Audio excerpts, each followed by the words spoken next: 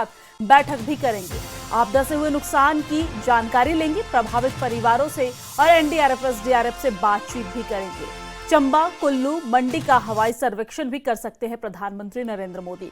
तो ये बड़ी जानकारी हम आप तक पहुंचा रहे हैं, जहां पर आज हिमाचल प्रदेश का दौरा करेंगे प्रधानमंत्री नरेंद्र मोदी और इस दौरान बारिश और बाढ़ से हुई तबाही का जायजा लेंगे, हवाई सर्वेक्षण करेंगे और साथ ही साथ सीएम सुक्खू और डिप्टी सीएम के साथ बैठक करेंगे, बातचीत करेंगे और आपदा से हुए नुकसान की जानकारी लेंगे।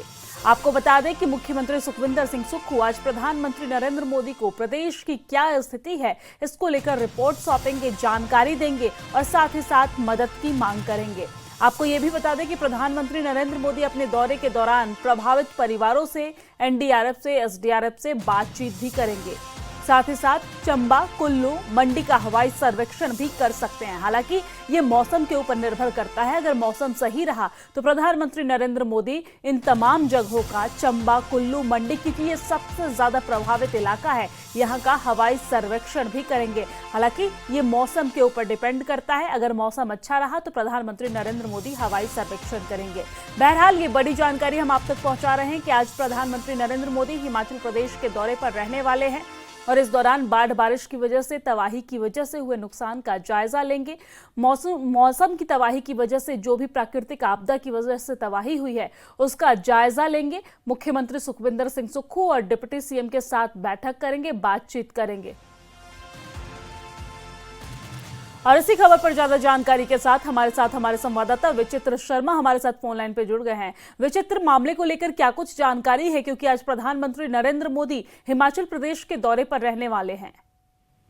जी बिल्कुल, देखिए निश्चित तौर पर एक बड़ा दिन है आज हिमाचल प्रदेश के लिहाज से भी, इसलिए क्योंकि जिस तरह से इस बार जो मानसून ने हिमाचल प्रदेश को खून के आंसू रुलाए हैं, जख्म दिए हैं, खैर उनको इतना जल्दी तो भरा नहीं जा सकता और किसी भी लिहाज से भरा नहीं जा सकता है। बावजूद इसके अगर प्रधानमंत्री नरेंद्र मोदी जो है हिमाचल प्रदेश में आते हैं और यहाँ का दौरा करते हैं, इनफैक्ट हवाई सर्वेक्षण करते हैं और उसके बाद फिर उच्च स्तरीय बैठक बुलाते हैं, तो निश्चित तौर पर हिमाचल प्रदेश के लिए ये बड़ा दिन कहा जाएगा।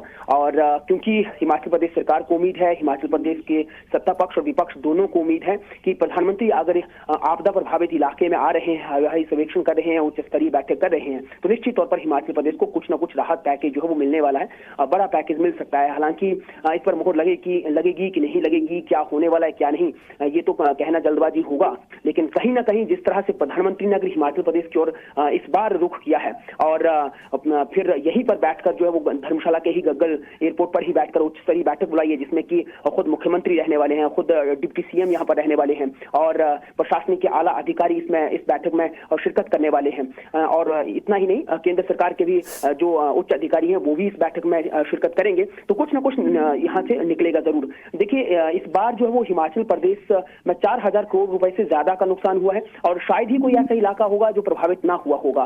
खासतौर पर चंबा जनपद की बात कर लें, कुल्लू की बात कर लें, यहाँ की पेट्रोल नगरी मनाली पूरी तरह से तहस नहस हो गई है। मंडी में भी कम आपदा नहीं आई है और शिमला, सिरमौर, किन्नौर, कोई ऐसा इलाका नहीं जहां पर इस बार जो है वो बारिश ने जो है जख्म न दिए हों। तो निश्चित तौर पर अभी जिस तरह से 1:30 बजे के करीब ऐसा कहा जा रहा है कि 1:30 बजे के करीब जो है वो उच्च स्तरीय बैठक हो सकती है और उससे पहले प्रधानमंत्री यहाँ आएंगे और हवाई सर्वेक्षण करेंगे। सबसे बड़ी अहम बात, जैसा आपने भी कहा है कि मौसम अगर ठीक रहता है तो अभी फिलहाल जाए तो यहाँ पर सूरज देवता दर्शन दे रहे हैं, आसमान पूरी तरह से साफ है और उम्मीद यही की जा रही है कि ये दौरा जो है वो सफल रहने वाला है। जी ठीक है विचित्र, लेकिन यहाँ पर प्रदेश सरकार को उम्मीद है, विपक्ष को उम्मीद है, लेकिन आम जनता को प्रधानमंत्री से क्या उम्मीद है? क्योंकि जब भी प्रधानमंत्री जाते हैं हिमाचल प्रदेश तो हम देखते हैं अमूमन वो कहते नजर आते हैं कि हिमाचल मेरा दूसरा घर है। तो उनको क्या उम्मीद है, वहां की जनता को प्रधानमंत्री नरेंद्र मोदी से क्या उम्मीद है?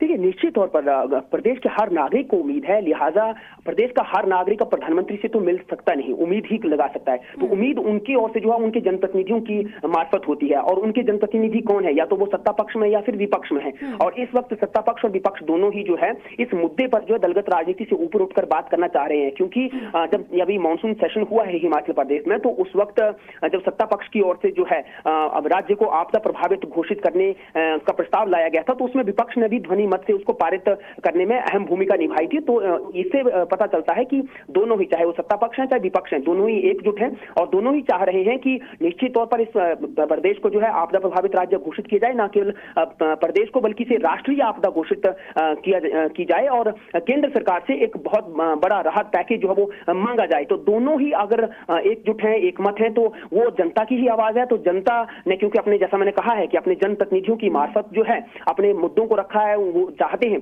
कि जिस तरह से उनके खेत खलिहान पानी में समा गए हैं, जिस तरह से पहाड़ियां दरक गई हैं, जिस तरह से डेवलपमेंट के नाम पर यहाँ पर लोगों के गांव और घरों को एक तरह से जो है वो जिस तरह काफी नुकसान हुआ है, तो उस पर सोचना बहुत जरूरी है। हालांकि ये कहा जा रहा है कि डेवलपमेंट जो है वो गलत तरीके से हुई है और ये एक पहलू जो है वो के तौर पर देखा जाना चाहिए।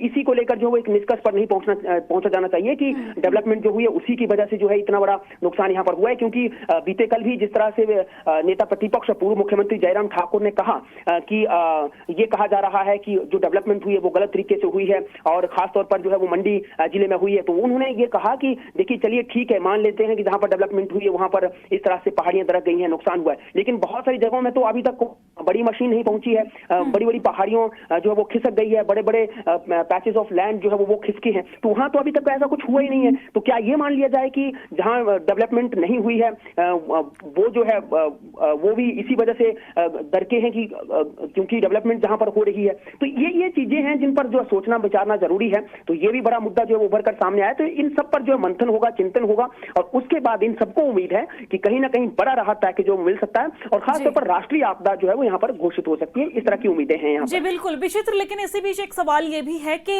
जानकारी ये भी सामने आ रही है कि प्रधानमंत्री नरेंद्र मोदी जब हिमाचल के दौरे पर जाएंगे तो वहां पर पीड़ित परिवार से मुलाकात करेंगे, बातचीत करेंगे। क्या ये फिजिकल मुलाकात होगी या फिर वर्चुअल बातचीत करेंगे? इसको लेकर कोई अपडेट आपके पास? देखिए, अगर तो बातचीत होगी तो वह वर्चुअल तरीके से ही होगी क्योंकि प्रधानमंत्री जो है अब जब गग्गल एयरपोर्ट पर उतरेंगे तो यहाँ पर महज 25 से 30 के करीब ही जो आदमी है, चाहे वो जनप्रतिनिधि है, चाहे वो डिप्लोमेट या कोई भी है, चाहे वो सत्ता पक्ष के हैं या विपक्ष के हैं, उतने ही लोग जो है वो वहां पर उनके साथ मुलाकात कर पाएंगे, बैठक कर पाएंगे। उसके अलावा कोई भी शख्स वहां पर नहीं बैठेगा क्योंकि उसके बाद जो सीधे पंजाब की ओर जो है वो रुख कर जाएंगे। तो ऐसे में जो भी कुछ होगा वो सब वर्चुअल तरीके से होगा। फिजिकली या विजा विज जो है वो आमने सामने किसी के साथ इस तरह से बातचीत यहाँ होने वाली नहीं है क्योंकि उतना समय प्रधानमंत्री के पास नहीं है। क्योंकि प्रधानमंत्री जो है वो आपदा प्रभावित तमाम राज्यों का भी जो है वो सुनने में यूं ही है कि वो दौरा करने वाले हैं, वहां भी जाकर जो है वो इसी तरह से जायजा लेने वाले हैं। तो निश्चित तौर पर किसी के साथ भी जो है वो कोई भी परिवार या प्रभावित बिल्कुल पीड़ित परिवारों के साथ वर्चुअली बात करेंगे। न सिर्फ पीड़ित परिवारों के साथ बल्कि एनडीआरएफ और एसडीआरएफ टीम के साथ भी प्रधानमंत्री नरेंद्र मोदी बातचीत करेंगे। बहुत शुक्रिया तमाम जानकारी साझा करने के लिए।